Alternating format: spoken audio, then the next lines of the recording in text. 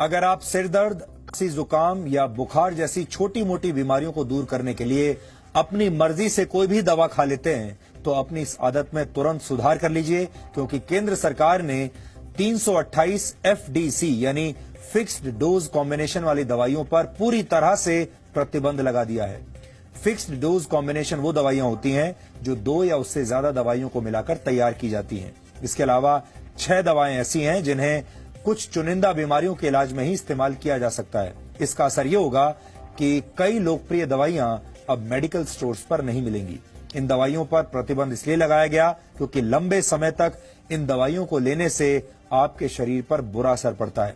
सबसे पहले आप कुछ दवाइयों के नाम नोट कर लीजिए जो अब आपको बाजार में नहीं मिलेंगी, और हो सकता है कि आपको इन दवाइयों की आदत पड़ चुकी हो, लेकिन आपके स्वास्थ्य को ध्यान में रखकर ही इन दवाइयों पर बैन लगाया गया है, इसलिए अब इन दवाइयों से छुटकारा पा लीजिए। इस लिस्ट में सबसे पहला नाम आता है सेरेडॉन का। इस दवा को सिरदर्द को दूर करने के लिए इस्तेमाल किया जाता है, लेकिन रिसर्च के मुताबिक ये दवा सिरदर्द को दूर करने के साथ साथ आपके शरीर पर कई तरह के दुष्प्रभाव डाल रही थी, इसलिए सेरेडॉन अब आपको नहीं मिलेगी। सर्दी जुकाम को दूर करने के लिए विक्स एक्शन 500 एक्स्ट्रा और डी कोल्ड टोटल नामक दवाइयों को भी अब बंद कर दिया गया है। बुखार को ठीक करने के लिए सुमो नामक दवाई का इस्तेमाल पहले किया जाता था, अब इस पर भी बैन लगा दिया गया है। डायबिटीज की एक दवा डायनॉम M अब प्रतिबंधित है। त्वचा की सुरक्षा का दावा करने वाली स्किन क्रीम पेंडर्म पर भी बैन लगा दिया गया है। इसके अलावा एंटीबायोटिक्स के कुछ कॉम्बिनेशंस पर भी प्रतिबंध लगाया गया है। जिन 328 दवाइयों पर प्रतिबंध लगा है उनके कॉम्बिनेशन से करीब 6000 ब्रांड्स की दवाइयां तैयार की जाती थीं। इन पर रोक लगाने से अलग अलग दवा कंपनियों को करीब 2500 करोड़ रुपए से ज्यादा का नुकसान होगा, लेकिन आपके स्वास्थ्य के सामने यह नुकसान बहुत कम है। हमारे देश की कई दवा कंपनियां प्राइवेट अस्पतालों के साथ मिलकर अपने नए नए ब्रांड्स बनाती हैं और महंगी दवाइयां तैयार करती हैं, जिसका बोझ मरीज की जेब और सेहत दोनों पर पड़ता है। इस पूरे मामले का दूसरा पहलू यह भी है कि हमारे देश के ज्यादातर लोग बिना डॉक्टर की सलाह के दवा लेते रहते हैं। इसे सेल्फ मेडिकेशन कहा जाता है। इस तरह से दवाइयां लेना शरीर को बहुत कमजोर बना देता है।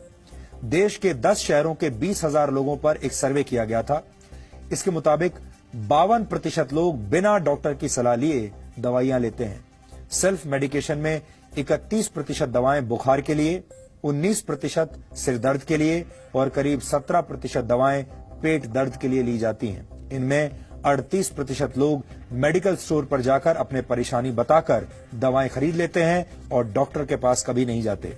हैरानी की बात यह है कि अपनी मर्जी से दवा लेने वाले 66% लोग इसे गलत नहीं मानते। करीब 74% लोगों ने यह माना कि वो अपने परिवार वालों और दोस्तों को भी सेल्फ मेडिकेशन के बारे में बताते हैं।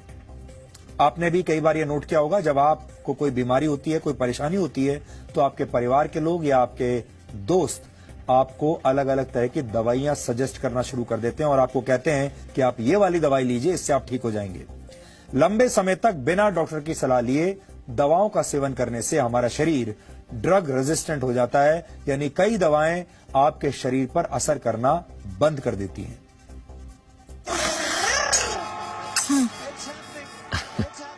सरदर्द, चाय पियो बस। बेटी ये बलम लो।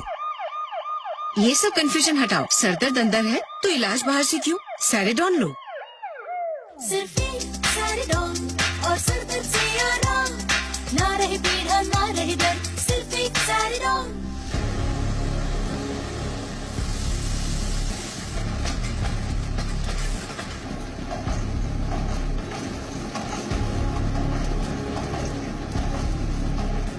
सिर्फ एक गोली वाले दावे से अपने सिर दर्द का इलाज करने वाले दिन अब भूल जाइए,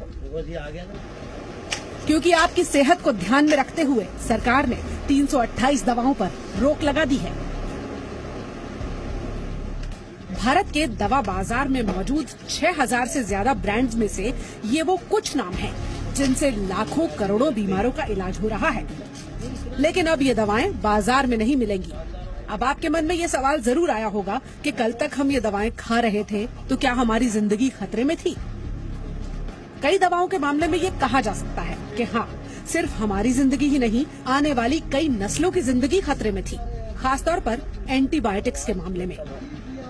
2 से 3 एंटीबायोटिक को मिलाकर बनाई जा रही एंटीबायोटिक दवाओं से मरीज को फायदा तो नहीं हो रहा था, लेकिन ये जरूर हो रहा था कि वो 2 से 3 एंटीबायोटिक्स एक साथ बेअसर होने लगी।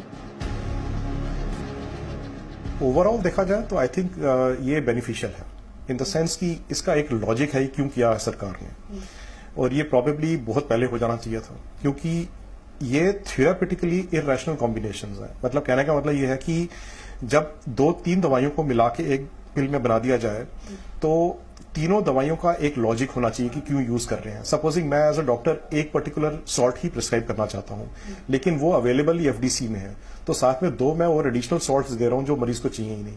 तो कई बार पॉली फार्मेसी में एक्सेस मेडिकेशन हो जाता है जो कि अनवारंटेड है, अननीडेड है। स्वास्थ्य मंत्रालय ने अब एक गैजेट नोटिफिकेशन के जरिए 328 फिक्स डोज कॉम्बिनेशंस यानी 2 या 2 से ज्यादा दवाओं से मिलकर बनी दवाओं को बैन कर दिया है।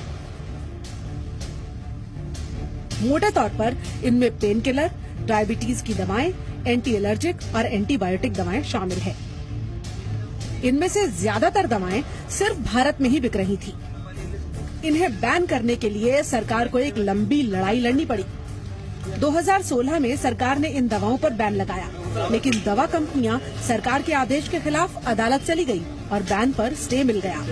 फिर सरकार ने सुप्रीम कोर्ट का दरवाजा खटखटाया, लिस्ट की फिर से पड़ताल की गई और ड्रग टेक्निकल एडवाइजरी बोर्ड के निर्देशों के बाद सभी दवाओं पर बैन लगा दिया गया।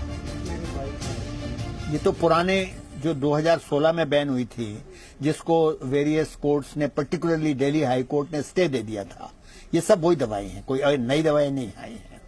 तो ये तो एक लीगल प्रोसेस का एंड है, क्योंकि आप वो करते जाइए, अल्टीमेटली सुप्रीम कोर्ट की बात तो माननी पड़ती है। तो अब सुप्रीम कोर्ट ने बोल दिया है कि ये ड्रग्स टेक्निकल एडवाइजरी बोर्ड ने इनको बैन किया है, सबको बैन करिए, खत्म। इसमें सारे थेराप्यूटिक एरिया हैं, पेन किलर हैं, रेस्पिरेटरी लंग्स की दवाइयां हैं, एंटीबायोटिक्स हैं, स्किन की हैं। तो इसमें कोई ऐसा पर्टिकुलर एरिया नहीं है जिसको ज्यादा इफेक्ट हुआ हो। हालांकि ये बैन तत्काल प्रभाव से लगाया गया है, लेकिन जानकार मानते हैं कि इन दवाओं को पूरी तरह बाहर होने में वक्त लग सकता है।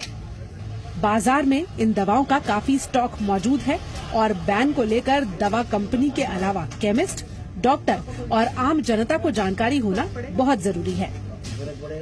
ये दवाइयाँ ऑलरेडी केस चल रहे थे इनके ऊपर, कंपनीज को पता था कि ये बैन होनी है। अब ओटीसी जैसे सेरिडॉन है, अब सेरिडॉन लोग ऑलरेडी काफी लोग सेरिडॉन से किसी और दवाइयों पे शिफ्ट हो चुके हैं। तो अब ये है कि ये कंपनियां भी कुछ ना कुछ करेंगी, नाम तो अपना रखेंगी, क्योंकि सेरिडॉन तो गांव में भी बिकता है, साइकिल रिक्शा वाला भी खाता है, सुप्रीम कोर्ट का जज भी खाता है। तो वो उसका नाम थोड़ा, उसका जो कॉम्बिनेशन बैन हुआ उस दवाई को निकाल के कुछ और डाल देंगे उसके। हम लोगों को तो गवर्नमेंट एजुकेट कर रही है, डॉक्टर्स को भी एजुकेट करना पड़ेगा कि भी ये दवाई बैन हुई, आप इसको चेंज करिए। भारत में दवाओं का बाजार दुनिया में 3रे नंबर पर आता है। कारोबार के लिहाज से दवा बाजार में भारत 14वें नंबर पर है।